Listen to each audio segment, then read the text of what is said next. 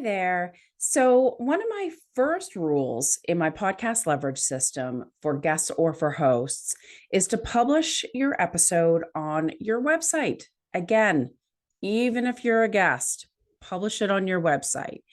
And of course, to do so, you need show notes. So, some people actually are still not familiar with that term.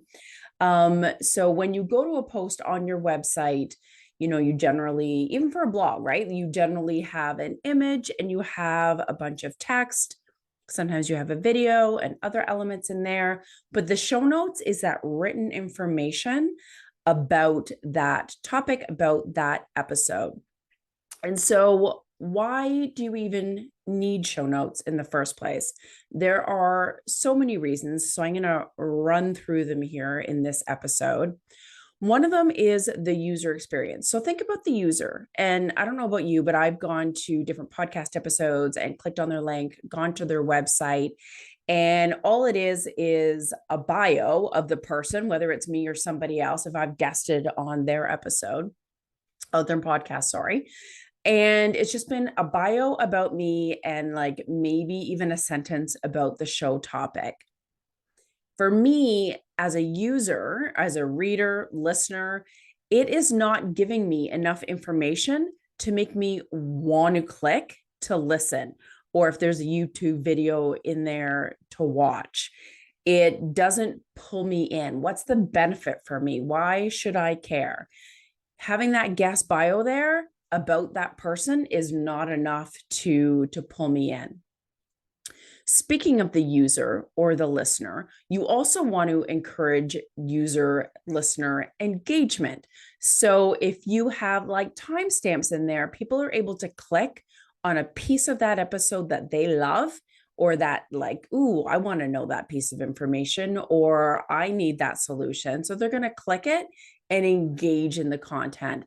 Same with if there is a video in there, they're more likely to listen and watch. Same with, I'm going to step into this a little bit further and talk about the visual appeal. So for me on my show notes, I have text and I've tried different styles. I kind of mix it up, but I do break it up with images and also quotes. So you can have like in big bold letters, one of the quotes of whether it's you or your guest, that is really like a punchy comment or an aha moment or a really good takeaway that is from that episode. And sometimes I create, well, not sometimes, always, I create, quote graphics or tips, like little nuggets from the episode. And I will create in Canva a quote graphic. And sometimes I'll even put that in there, because when you go to a blog post or a podcast post, show notes post, you don't want to be reading this sea of text. Your eyes need to have it broken up, whether that's with images, headlines, larger fonts, and larger text. It just helps you skim as well for pieces of information that is going to relate to you and is going to be important to you. The other reason why you want to publish your episode on your website and use those show notes is that it gives you an opportunity to convert the listener, reader, whatever that may be, to become a lead. And if you're setting up your, I'm going to call it a blog page, sometimes I just call it a post page. If you set it up correctly, you'll see on the right-hand side, there should be a sidebar. In other words, it's not a full width page post. And so that sidebar, you're able to pull in the feed of your Instagram to kind of like entice the listener or reader to go over to your Instagram account. If that's, you're growing your Instagram, you can have call to actions to your Facebook page, your Facebook group, or one of your lead magnets or your signature course. You want to entice that person to engage in your services, in your lead magnet, to get onto your e-list. Now, the other reason why you want to publish your episodes, again, whether you're a host, whether you're a guest, is that when people are going to your website, they want to see ooh, she's an authority on whatever your topic is. So when someone goes to my website, for instance, they will see that I not only host my own show, but that I also guest on other people's show. So automatically they know that I'm an expert in a specific field. They also know that I'm a guest expert that is interviewed on shows. Don't forget on your homepage to, at the bottom or somewhere on your homepage, to have that part where it shows, like, usually about 3 or 4 blocks where it shows recent episodes or recent blog posts, if you will, of your podcast and podcasts that you've guests on. Because then again, people are always skimming and going onto that homepage, even the about page, even the contact page. They're the most visited pages really on your website for the most part. And you want to make sure that you're showcasing your podcast and showcasing yourself as a guest expert there. The other handy thing about show notes is that it enables you, or makes it easier, to repurpose the content. So for me, my show notes are pretty elaborate. You don't need to do that much, but for me, the more the better. Not only does it give me the opportunity to SEO and optimize that post, but it allows me to pull out little snippets of information in order to create more social media posts. So I can create a tip, I can create a quote graphic, I can ask questions. And this whole repurposing and also multiplying the content is part of my 4-step leverage system, just so you're aware. So you can dive into that on my site as well. Now, you heard me mention search engine optimization. So of course, creating a post on your website with all these show notes allows you to optimize that post so that you're able to rank for a specific keyword. Again, the title, the description. I could do a whole episode on search engine optimization, honestly, but it allows you to rank. And so, for instance, I have some pillar pieces of content on my website, and I get a ton of traffic to those. And then I also get people reaching out because I'm ranking for those keywords. So it does actually give you leads, and it creates more organic traffic to your website. Because then when you're sharing the episode, again, when you're sharing it as a guest, and that's the episode that you were interviewed on, you're sharing your post, your web page, so that you're pushing traffic to you and your hub and your services and converting that traffic versus, sharing an iTunes link or sharing the host link. You want it to be all about you and push traffic to what you're doing. Now that you know why you have to have show notes, and that is like, what styles are there, right? Like, what do you include in these show notes? What styles are there? What are your options? The first rule of thumb that I do want to say, and I cannot stress this enough, is not to use transcripts. Please don't use transcripts. They are a handy tool to have to help pull out quotes or snippets or find little, timestamps if you want to create a video snippet. Do not use them for show notes. They are impossible to read because it's how people speak, right? And how you speak is totally different than how you type or how you read. So it is, just from a user perspective, it's brutal to read those. No use whatsoever. And it's really hard to weave in your keywords when you're trying to SEO the post as well. So please don't use transcripts. So some other elements that I've used is a summary. I always have a summary, and that is just basically like a paragraph that is an overview of, like, the problem of why you want to listen to this episode. And then a few tips or a few pointers, about what is covered in the episode. So again, as the word indicates, it's a quick summary of what you can expect from the episode.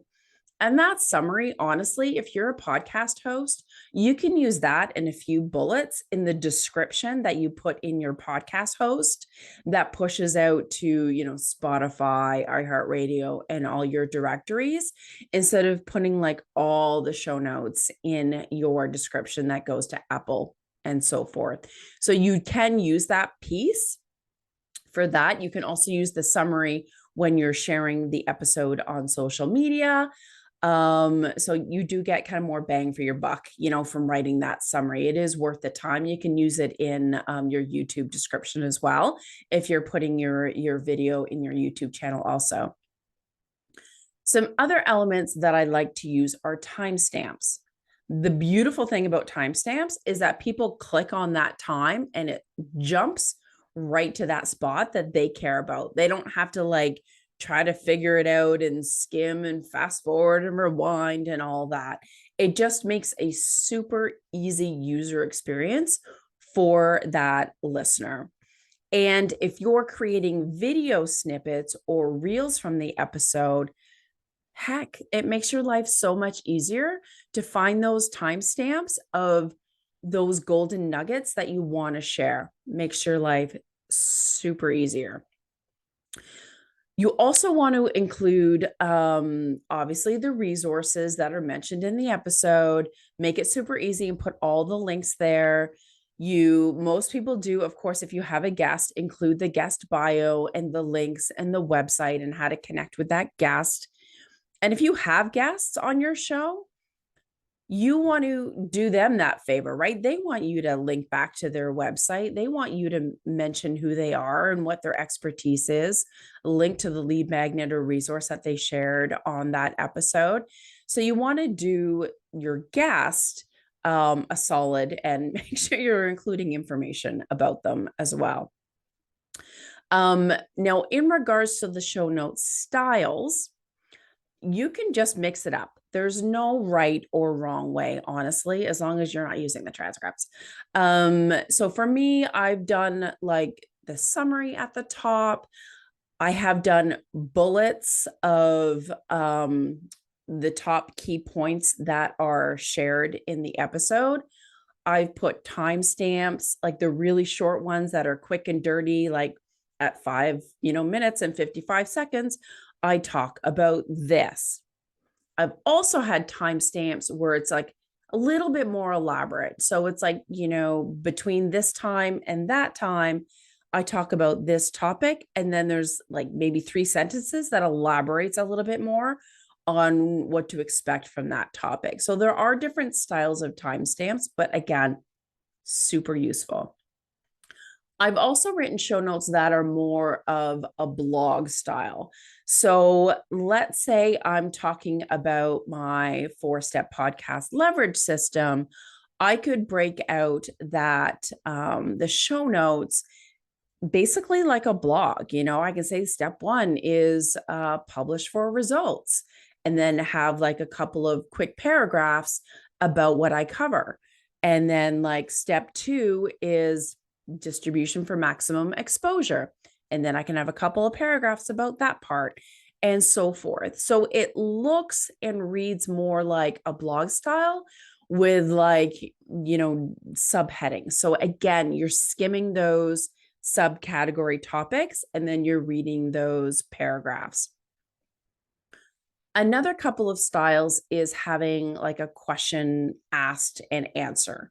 So here's the question that I asked the guest. And then underneath, you can have a paragraph. You can have just bullet points of key things that the guest said to answer that question. And that is super easy to format. And you totally can use the transcripts from that. Put the question and then just put a few bullets of how that was answered, so that when people are skimming the show notes, they can see what was covered. The other style that I've done is key lessons learned. So what are the key takeaways or key points, lessons, aha moments, whatever you want to call them, that you can take away from that episode? And whether you divide it up into categories, we covered publishing on your website, bullet, bullet, bullet, bullet of all the points that I've raised. Subcategory would be the show note styles that I mentioned, bullet, bullet, bullet of, what I spoke about during the episode. So you can do that style as well. Now, last but not least, some other elements that you can include in your show notes as well are quotes. And I mentioned this earlier. Take some of the text, make it bigger, have nice big bold just to kind of break up the text, and share some of those quotes that the guest, or again, if it's your episode that you were on someone else's show, don't be afraid to write those show notes yourself. Take control over that publication and the content that you're sharing on the show that you guested on. Share images, share call to actions. Don't be afraid to have an image in there that showcases your lead magnet. Don't be afraid to have an image that represents and showcases some of the tools that you use that you're an affiliate of. I do that all the time, and your affiliates appreciate it. And it gives you a sale opportunity. If someone's reading and skimming the notes and they see, let's say there's a tool I use for the show notes. I'm not giving you all my tools away right now, that is. But if there was a tool that I used to optimize my show notes, then I can put an image in there and I'm an affiliate of XYZ. Then obviously that would link out and the person can grab that tool and I get some affiliate money out of it. Bonus. You, again, want to share the resources mentioned in the episode, the bio and the info for the guest. If you have sponsors for your show and you're a host, absolutely feature your sponsor. Again, having an image, linking out to information about that sponsor. Embed the YouTube video. If you're recording the video version of it, put it up on your YouTube channel. Embed it on your show notes page. Some people like to watch, some people like to listen. It's just another great way. And now that Google is searching for video content, it's really important as well. That's another really important reason to put your YouTube video on your website. And obviously you're going to embed your audio player because that's how they're going to listen to it. And I do want to add on that if you're guesting on a show and you're creating your podcast post and you're writing your own show notes, don't be afraid to ask the host for the video, like the raw video. You can put it up on your own YouTube channel. You can embed that YouTube video on the post. Don't solely rely on the host to publish and promote the episode. Take that control back. Now, for a brief little recap here before I sign off, I just want to share a few common mistakes. One is not having any show notes, obviously. The second is only putting the guest information in there. The third is using transcripts. Hate transcripts. Not SEOing the episode and not ranking for a keyword on that topic and optimizing that post for search engine optimization. And don't be afraid to tweak the title. I've been a guest on, lots of different shows, but I will tweak the title in my WordPress so that I can rank for a specific keyword if it makes sense. The image, even sometimes I will tweak the title. It doesn't have to be exactly the same title that the host has. Even my own episodes, sometimes the title that I have in, iTunes and the directories, and on the image is slightly different than the title that I have on my actual podcast post. So in WordPress, because in WordPress, I want to make sure that it's optimized for SEO, but sometimes it's not super sexy, right? So I would rather have a sexier title on the image and in iTunes and so forth. So don't be afraid to tweak that. The other mistake is not breaking up the show notes with your call to actions, whether it's your affiliates, whether it's your own lead magnets or your signature offerings. And last but not least is not having that sidebar on your podcast post. Do not have full width. It's also kind of weird on the eyes when you're looking at it. You want to have that sidebar where you can take advantage of that killer real estate. And so last and least, not least, we do show notes for a ton of clients. Some clients, we only write the show notes. And then we even tweak those show notes and optimize it for YouTube so that that description goes with the YouTube version of their channel. So definitely go to smoothbusinessgrowth.com/show notes, and you will see our show note services there so that you can get show notes super easy without even thinking about it. Just have them all done and optimized. And obviously for many of our clients, we take it one step further, take those show notes and create great content. Of course, the repurpose and the multiply step in the podcast leverage system. But if you so desire and you just need show notes, that's okay too. We can take that off your plate. So I hope that inspires you to start creating show notes. You can even go back to your past episodes that are getting lots of traction and make sure you optimize those pages and create some good content out of it. So that's it for this week, folks. Happy show notes writing.